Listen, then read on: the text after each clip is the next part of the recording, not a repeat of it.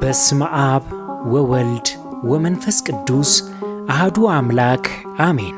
የአምላካችን የቅዱስ እግዚአብሔር ቤተሰቦች፣ የእመቤታችን የቅድስት ድንግል ማርያም የቅዱሳን ሁሉ ወዳጆች እንደምናችሁ? ደህና ናችሁ ልጆች? አሜን። ለዚች ጊዜ ጠብቆ ላደረሰን ቅዱስና ሕያው ብሩክ የሆነው አምላካችን እግዚአብሔር ስሙ የተመሰገነ ይሁን። ልጆች ባለፈው 16 ተከታታይ ትምህርቶቻችን የማርቆስ ወንጌል ምዕራፍ 12 ቁጥር 29ና ኦሪት ዘዳግም ምዕራፍ 6 ቁጥር 4 ላይ በፍጹም ልብህ፣ በፍጹምም ነፍስህ፣ በፍጹም ሐሳብህ፣ በፍጹምም ኃይልህ ጌታ አምላክህን ውደድ የምትለዋን ከሕግ ሁሉ ፊተኛይቱ ትእዛዝ ስትተገበር ምን እንደምትመስል ስንማማር ቆይተናል። በእውነቱ እግዚአብሔርን ጌታችን መድህናችንን ኢየሱስ ክርስቶስን የሕይወት እስትንፋሳችን የሆነውን ከአብ ዘንድ የወጣውን የእውነት መንፈስ ጌታ መንፈስ ቅዱስን የወደድን ክርስቲያኖች እንዴት ልንኖር እንደሚገባን የተወደደ የሕይወት ቃሉን ገልጦ ሲያስተምረን ቆይቷል። በዚህ ቃል ታዲያ ኖረን ፍሬ ለማፍራት ያብቃን። በዛሬውና ከዚህ በኋላ በሚኖሩን በርካታ ክፍሎች ደግሞ በዚያው በማርቆስ ወንጌል ምዕራፍ 12 ቁጥር 29 ላይ ጌታችን የገለጠውን ሁለተኛ ደረጃ የሰጣትን ትእዛዝ የምንማማር ይሆናል። እርሷም ባልንጀራህን እንደ ራስህ ውደድ የምትለዋ ናት።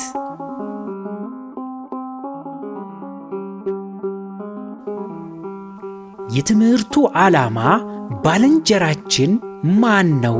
ባልንጀራን እንደ ራስ መውደድ ማለት ምን ማለት ነው? ተግባራዊ መገለጫውስ እንዴት ይተገበራል? የሚሉና ሌሎች መሠረታዊ ትምህርቶችን የምንማማር ይሆናል። አምላካችን ቅዱስ እግዚአብሔር ያስተምረን።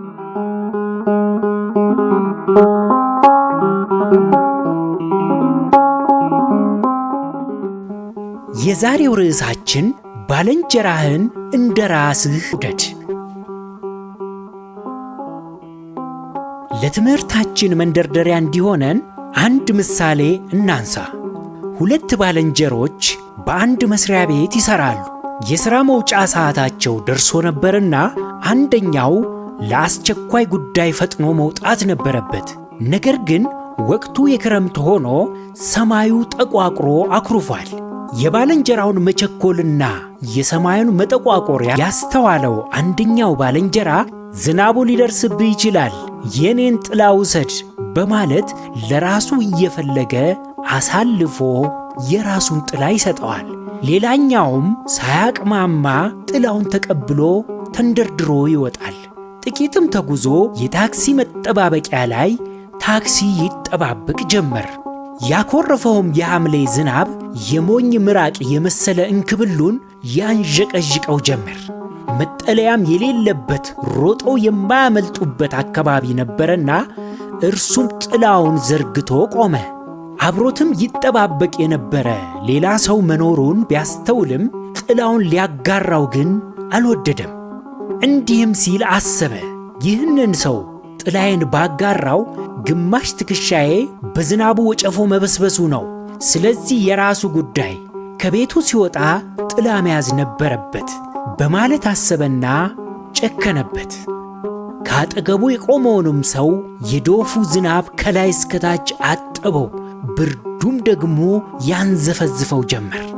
ዝናቡም ሙሉ በሙሉ አባርቶ ሳይወጣለት የጥላው ባለቤት ፈጠን ፈጠን በማለት ወደ ቤቱ ሲራመድ ቀድሞት የወጣውን ባልደረባውን ይመለከታል። ከአጠገቡም በዝናቡ ታጅሎ በብርዱ የሚንዘፈዘፍ ሰውን ይመለከትና የሆነውን ሁሉ ተረዳ። በዚህም ጊዜ በእጅጉ አዘነ፣ ተበሳጨም። እኔ አዝኜ አንተን ዝናብ እንዳይመታህ እየፈለግኩ ሰጠሁህ፣ አንተስ ልታዝን አይገባምን? አጠገቡ ደረሰና ጥላዬን አምጣ በማለት በኃይል ተቀበለው። ያም ባልደረባው ምን ሆነሃል ብሎ ቢጠይቀው እኔ አንተን ዝናቡ ከሚመታህ ብዬ የራሴን ትቼ ሰጠሁህ፣ እንደምታየኝ ያለ ጥላ እየተጓዝኩ ነው። አንተ ግን አጠገብህ የቆመውን ሰው ለማጋራት እንኳን አልፈቀድክም። ከበጎነት ይልቅ ምቾትህን መርጠሃል። አንተ በጥቂቱ በስብሰህ ወንድምህን ለመታደግ አልፈቀድክምና እኔም አላዝንልህም በማለት ጥላውን ነጥቆ ተቀበለው። ልጆች፣ በሚገባንና በምናውቀው ተሞክሮ እንነጋገር ብለን እንጂ እንዲህ አይነት የመሰሉ ምሳሌዎች በመጽሐፍ ቅዱስ በተደጋጋሚ ተነግረዋል። ሲታዘንልን እኛም ልናዝን ይገባናል።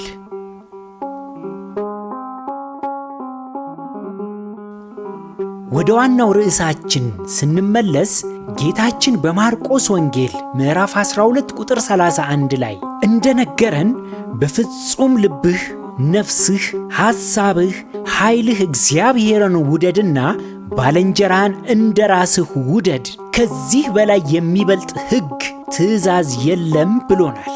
እግዚአብሔርን መውደድና ባልንጀራን መውደድ ፈጽሞ የሚለያዩ አይደሉም።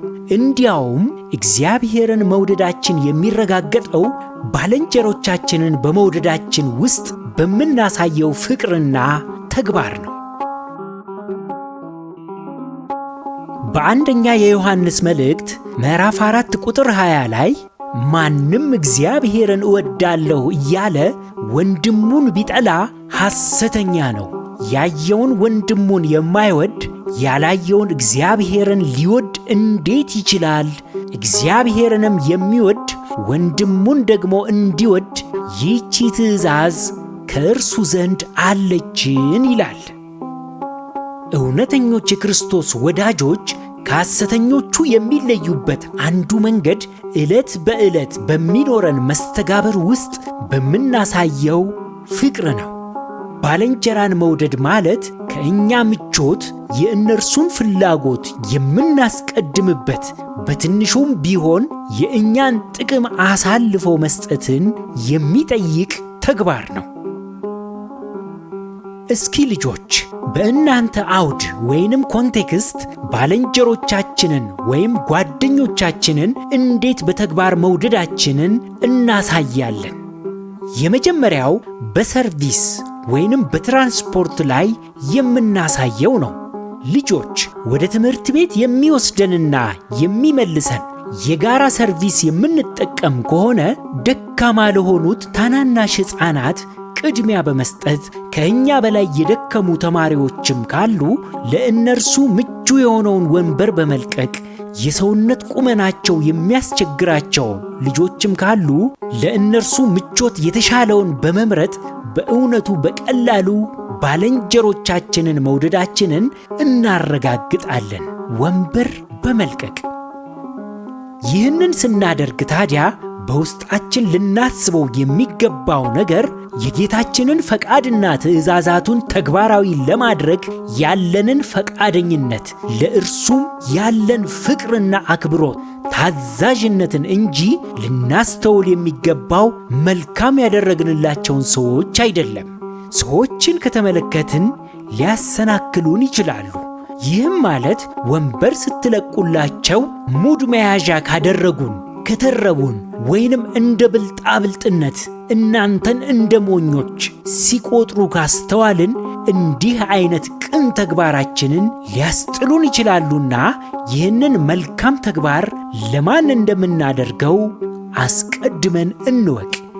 የምናደርገው ለተወደደው አምላካችን ለክርስቶስ ኢየሱስ ነው። ምክንያቱም የእርሱ ትእዛዝ ነው፣ ባልንጀራህን እንደ ራስህ ውደድ።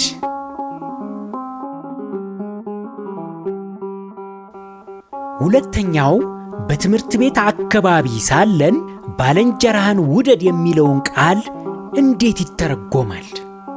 አንዳንድ ጊዜ የአስተዳደግ ችግር ያለባቸው፣ ስነ ምግባር የጎደላቸው፣ ለሰው ስሜትና ስብዕና ግድ የሌላቸው፣ ራሳቸውን ብቻ የሚያደምጡ ተማሪዎች ሊኖሩ ይችላሉ።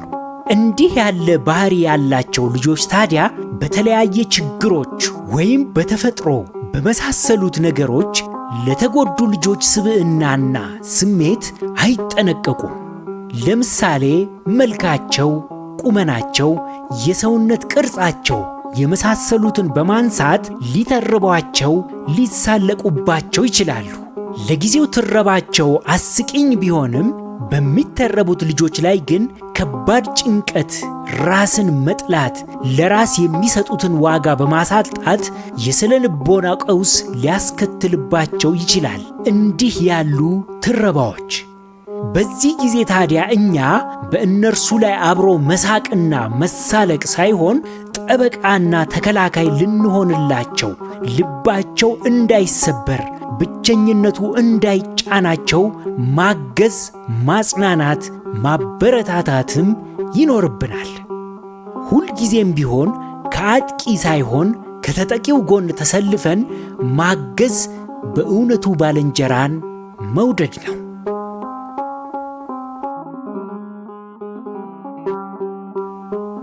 ሌላው በትምህርት ቤት አካባቢ ለባልንጀሮቻችን ልናደርገው የሚገባን ነገር ቢኖር በትምህርት ማገዝና መርዳት ነው። እያንዳንዱ ተማሪ የትምህርት አቀባበሉ ይለያያል። ፈጣን የሆነ አእምሮ ያላቸው በቶሎ ትምህርቱ የሚገባቸው አሉ። መካከለኛና ዝቅተኛ ተማሪዎችም አሉ። በቶሎ ትምህርቱ የማይገባው ተማሪ ታዲያ ከፈጣኑ ጋር መወዳደር የሚችለው ጊዜ ሰጥቶ ደጋግሞ በማንበብና በመረዳት ነው። እኛም ምድባችንን አውቀን በተቻለን ሁሉ ሌላውን ማገዝ፣ መተጋገዝም ይገባናል። ለምሳሌ አብሮ በማጥናት፣ መጽሐፍቶችን በመዋዋስ፣ መረጃዎችን በመስጠት፣ እርስ በእርስ በመበረታታት የመሳሰሉትን ማንሳት እንችላለን። ለባልንጀሮቻችን ማገዝ የሚገባን መንገዶች።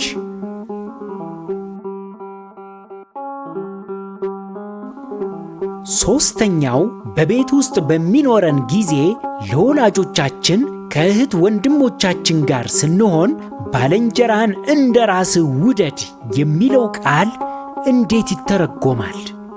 መከባበርና ታዛዥነት በቤተሰብ መካከል በሚኖረው መልካም ግንኙነት ትልቁን ቦታ ይይዛል። ለወላጆቻችንና ለታላላቆቻችን ከልብ የሆነ ክብርን ልንሰጥም ይገባናል። ሰው ከሰው ጋር ሲኖር አለመግባባትና ግጭት ሁሌም ይኖራል። እንኳን ከሌላ ሰው ከራሱ ጋር እንኳን ይጣላል። በዚህ ስሜታዊነት በሚቆጣጠረን ወቅት ከማሸነፍ ይልቅ ስለ ሰላምና ፍቅር ሲባል ራስን መግዛትና መሸነፍ ትልቅ ጥበብ ነው። ባልንጀራንም በመውደድ የእግዚአብሔርን ቅዱስ ፍቃድ መፈጸም ነው።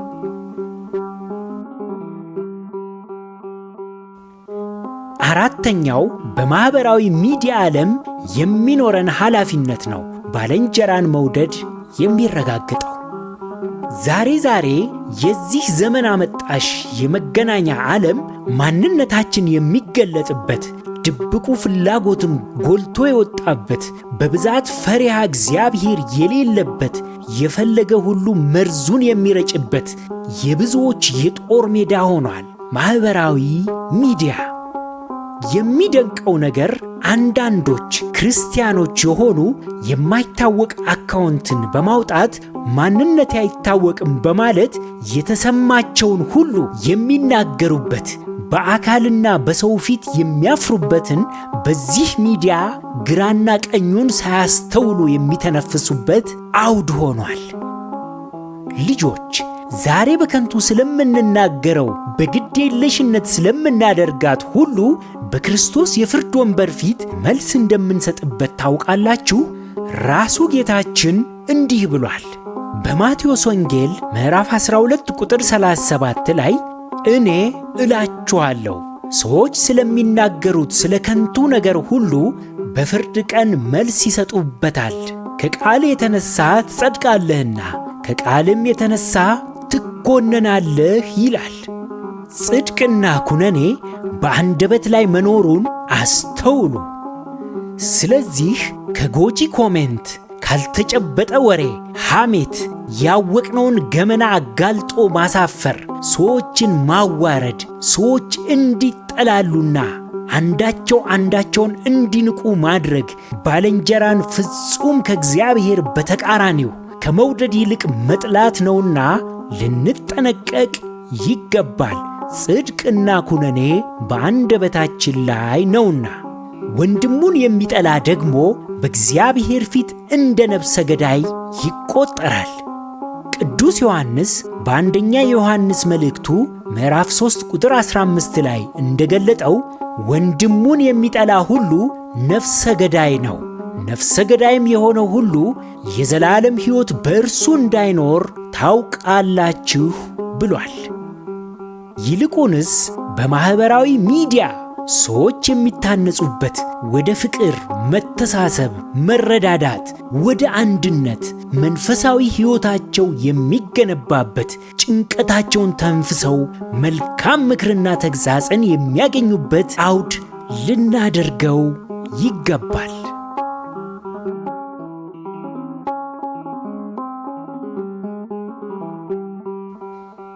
ሌላው ባልንጀሮቻችንን እንደ ራሳችን መውደዳችን የሚረጋገጥበት መድረክ በአካባቢያችን የሚኖረን ተሳትፎ ነው። በአካባቢያችን የሚኖሩ ችግረኞች የእኛን ገንዘብ፣ ጊዜ፣ ምክር፣ ማጽናኛ፣ መልካም ቃል ለሚፈልጉ ሁሉ እጃችንን፣ ልባችንን ልንዘረጋላቸው ይገባል።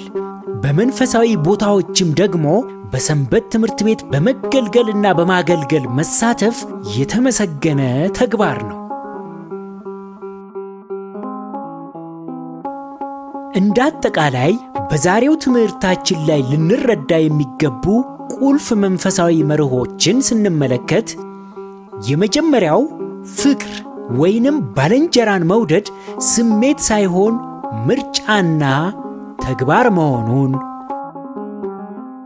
ባልንጀሮቻችንን መውደድ ማለት ሌሎች ሊያደርጉልን የምንፈልገውን ለእነርሱ ማድረግ መሆኑን፣ እርስ በእርስ መዋደድን በተመለከተ ጌታችን ፍጹም የሆነውን አርአያነት እንደተወልን፣ የባልንጀራ ፍቅር ወይንም ባልንጀራን መውደድ ዘር፣ ሃይማኖት፣ ዕድሜ ወይንም ጾታ ወይንም ሌላ ልዩነት የሚገድቡት እንዳልሆነ ለሁሉ መልካምን እናደርግ ዘንድ ታዘናል። እንደ ደጉ ሳምራዊ።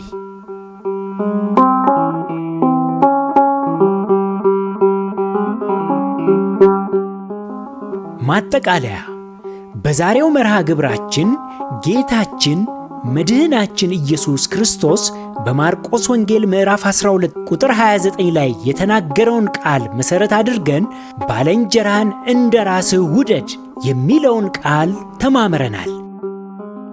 በዚህም እንዴት ባልንጀሮቻችንን በተግባር እንውደድ ሲባል ከምንጓጓዝበት ሰርቪስ ጀምሮ የተሻለውን ቦታ ለራሳችን ሳይሆን ለባልንጀሮቻችን በመልቀቅ በትምህርት ቤት አካባቢ እንዴት መደጋገፍና መረዳዳት እንዳለብን፣ በቤታችን ውስጥ ከወላጆቻችን ጀምሮ ለታላላቅና ለታናናሽ ወንድም እህቶቻችንን እንዴት መውደድና ማክበር መታዘዝም እንደሚገባን፣ ማኅበራዊ ሚዲያን እንዴት ለበጎ ዓላማ በመጠቀም ወንድሞቻችንን ባልንጀሮቻችንን መውደድ እንደሚኖርብን፣ በመጨረሻም በአካባቢያችን ሊኖረን የሚገባውን ተሳትፎ በሰንበት ትምህርት ቤት አገልግሎት ላይም ታናናሽ ለሆኑ እንዴት በትሕትና ሆነን ማገልገል እንደሚገባን ተምረናል።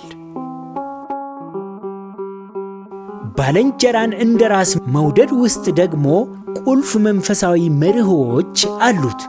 እነርሱም ፍቅር ስሜት ሳይሆን ተግባር መሆኑን፣ ባልንጀሮቻችንን መውደድ ማለት ሌሎች ሊያደርጉልን የምንፈልገውን ለእነርሱ ማድረግ መሆኑን፣ ጌታችንም ፍጹም የሆነውን አራያነት እንደተወልን ከእርሱ ልንማር እንደሚገባ ባልንጀራን መውደድ ዘር፣ ሃይማኖት፣ ዕድሜና ጾታ ወይንም ሌላ ልዩነቶች የሚገድቡት እንዳልሆነ ለሁሉ መልካም እናደርግ ዘንድ እንደታዘዝን ተምረናል።